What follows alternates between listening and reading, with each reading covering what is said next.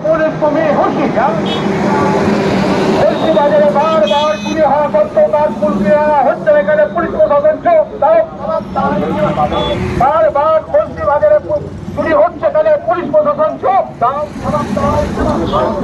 পূর্ব বর্ধমানের গলসি থানায় ডেপুটেশন দিলেন গলসি ট্রেডার্স অ্যাসোসিয়েশন। মূলত বাজারে চুরি ও যানজট বন্ধ করতে এদিন তারা ডেপুটেশন দেন। গলসি বাজার থেকে তারা একটি মিছিল করেন, যেখানে হাজির হন বাজারের অসংখ্য ব্যবসায়ীদের দাবি বেশ কিছুদিন আগে বাজারে একটি মোবাইলের দোকানে চুরি হয়। তাছাড়াও এর আগে বেশ কিছু চুরি হয়েছে, সেই চুরিতে জড়িতদের এখনো পুলিশ গ্রেপ্তার করতে পারেনি। পাশাপাশি বাজারে নিত্যদিন যানজট হচ্ছে, যার জন্য মানুষকে হয়রানি হতে হচ্ছে। বাজারকে যানজট মুক্ত করতে পুলিশ প্রশাসনকে ব্যবস্থা নিতে হবে। জানা গেছে বাজারে রাস্তার উপরে দোকানদাররা পসরা সাজিয়ে ব্যবসা করছে অনেকেই। তাছাড়া বাজারে যত্রতত্র টোটো, গাড়ি ও মোটরবাইক পার্কিং করা হচ্ছে। এর জন্য রাস্তার অধিকাংশটা অবরুদ্ধ হয়ে পড়ছে, ফলে সকালে ও বিকেলে বিরাট যানজট তৈরি হচ্ছে। পুলিশের কাছে জানা যায় অপরাধীদের গ্রেপ্তারের প্রচেষ্টা চলছে, তবে মোবাইল উদ্ধার করা যাবে বলে পুলিশ আশাবাদী। আমরা গলসি অ্যাসোসিয়েশন থেকে ডেপুটেশন এবং আমাদের প্রায় 500-র ওপর আমাদের অ্যাসোসিয়েশন মেম্বার এবং গলসি বাজারে প্রায় 1200 ছোট বড় সবাই ক্ষুদ্র ব্যবসায়ী আছে। সবারই সহমত আজকে আমরা প্রায় 300 জন মানুষ রাস্তায় বেরিয়েছিলাম এই ডেপুটেশনে, যে গলসি বাজারে এত বড় একটা চুরি হয়ে গেল একদম নাকের ডগায়, এটা মানা সম্ভব নয়। যেখানে দুদিকে সিভিক পুলিশ আছে এবং এর গাফিলতি এবং ডিলে হওয়ার জন্য আজকে এই ডেপুটেশন। এবং ডেপুটেশনে আমরা যেটা জানতে পারলাম, আমাদের যিনি ওসি সাহেব ছিলেন মিস্টার সোম, উনি আমাদের যেটা বললেন এবং পরবর্তীকালে সিআই সাহেবের সাথে আমাদের দীর্ঘ আলোচনা হলো। সেই আলোচনায় আমরা জানতে পারলাম যে 49 মোবাইল এখনো পর্যন্ত উদ্ধার হয়েছে। তার মধ্যে ইএমআই ডিটেক্ট হয়েছে আমাদের 9টা, আরও 9টা ডিটেক্ট হচ্ছে, মানে 18টা। বাকিগুলো যেহেতু আমাদের যে ব্যবসাদার ওনার একাধিক দোকান, সেখানে মোবাইল কাস্টমার দেখানোর সূত্রে এদিক ওদিক নিয়ে আসতে হয়, সেগুলো ডিটেক্ট করা হচ্ছে। এবং মূল ভিকটিম যে সেলিম, যে আসল পান্ডা, তাকে অ্যারেস্ট করা হয়েছে।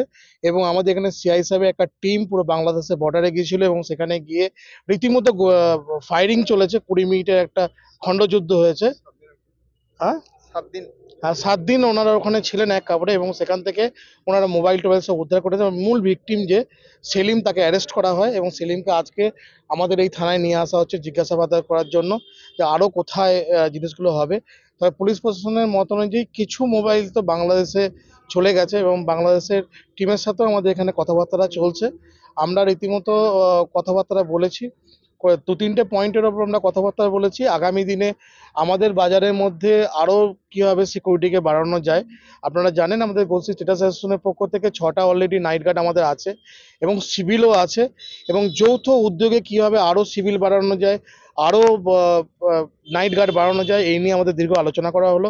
উনি কালকে আমাদেরকে 7টার সময় একটা টাইমিং দিয়েছেন, যেখানে আমরা যৌথভাবে ট্রেডার্স এবং প্রশাসন থেকে যৌথভাবে কীভাবে আরও শক্তপোক্ত করা যায় সেই ব্যাপারে আমরা কথাবার্তা বলেছি। পরবর্তীকালে সিসিটিভির এক্সটেনশন, যে কিছু কিছু ম্যান্ডেটারি দোকান যাদের হিউজ পরিমাণে মালপত্র, তাদের সিসিটিভি করাটা ম্যান্ডেটারি। আমরাও কিছু সাজেস্ট করলাম যে যারা আমরা এমপ্লয়ীদের নিচ্ছি দোকানে, তাদের একটা ডকুমেন্টেশনের জন্য আমরাও সাজেস্ট করলাম। আমরা এখানে আমাদের প্রাক্তন সম্পাদক এবং আমাদের মুখপাত্র আমাদের গৌতমবাবু ছিলেন, আমাদের প্রেসিডেন্ট লালুবাবু ছিলেন, আমাদের এখনকার যে বর্তমান সম্পাদক বজরুল মোহাম্মদ ছিলেন, আমি প্রাক্তন সম্পাদক এবং ক্যাটের মেম্বার অরিন্দম নন্দী ছিলাম। দীর্ঘ আলোচনা হলো। আশারূপ আমরা রীতিমতো 15 দিনের একটা কথাবার্তা বলে এসেছি। 15 দিনের মধ্যে যদি আমরা সেরকম রেজাল্ট না যাই, তারপর অ্যাসোসিয়েশনের পক্ষ থেকে 7 দিনের মধ্যে যদি আমরা সেরকম আশানুরূপ যে আলোচনা হলো তার না পাই, তাহলে আমাদের দীর্ঘতম যে আন্দোলন ছিল সেই আন্দোলন আমরা যাব। কারণ আমরা ব্যবসায়ী, আমরা কিন্তু সমাজের বন্ধু। সকালবেলায় ঘুম থেকে উঠে ব্রাশটা করতে গেলেও ব্যবসাদারের কাছে যেতে হয়, চাটা খেতে গেলেও ব্যবসাদারের কাছে যেতে হয়। এক পা মানুষ চলতে পারে না সেই ব্যবসাদার। ব্যবসাদাররা বন্ধু হিসেবে তাদের সিকিউরিটি করা সাধারণ মানুষের কর্তব্য। আমরা যেমন ব্যবসাদাররা এই ডেপুটেশনে যুক্ত হয়েছি, আগামী দিনে আমি সমস্ত গলসি গ্রামবাসী এবং এলাকার গ্রামবাসীদের অনুরোধ করব আমাদের এই আন্দোলনে নিজেদেরকে সামিল হতে।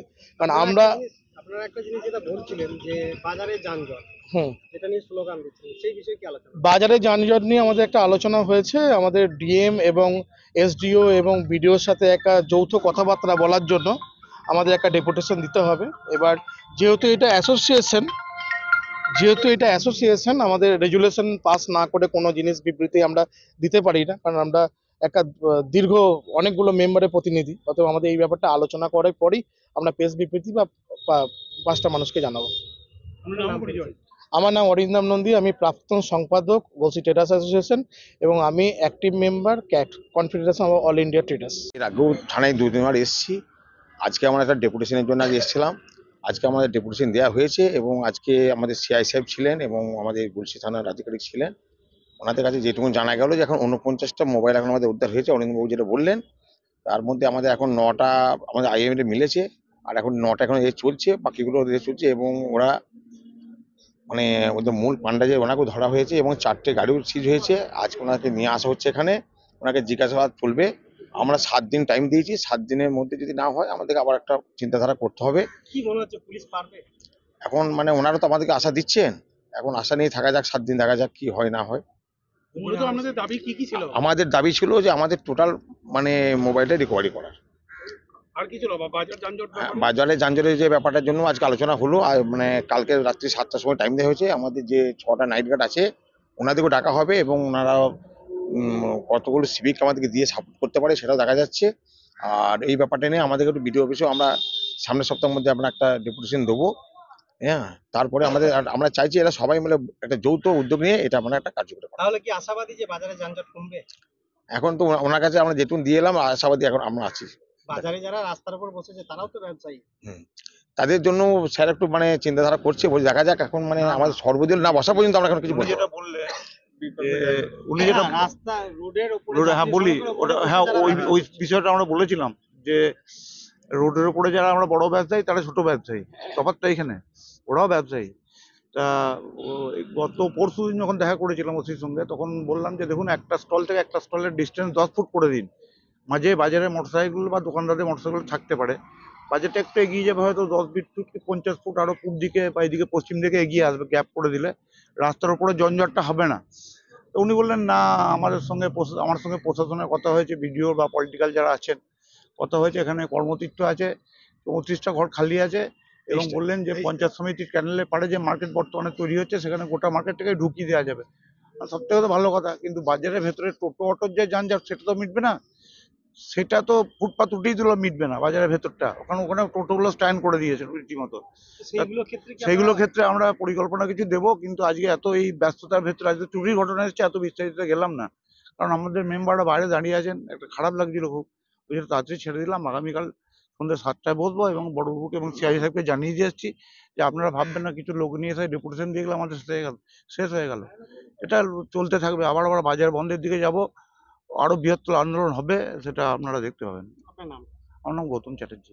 আপনার নাম? আমার নাম হচ্ছে বজরুর রহমান মন্ডল, আমি গলসির বর্তমান সম্পাদক। নিজাম আলমের রিপোর্ট, সকলের জন্য নিউজ।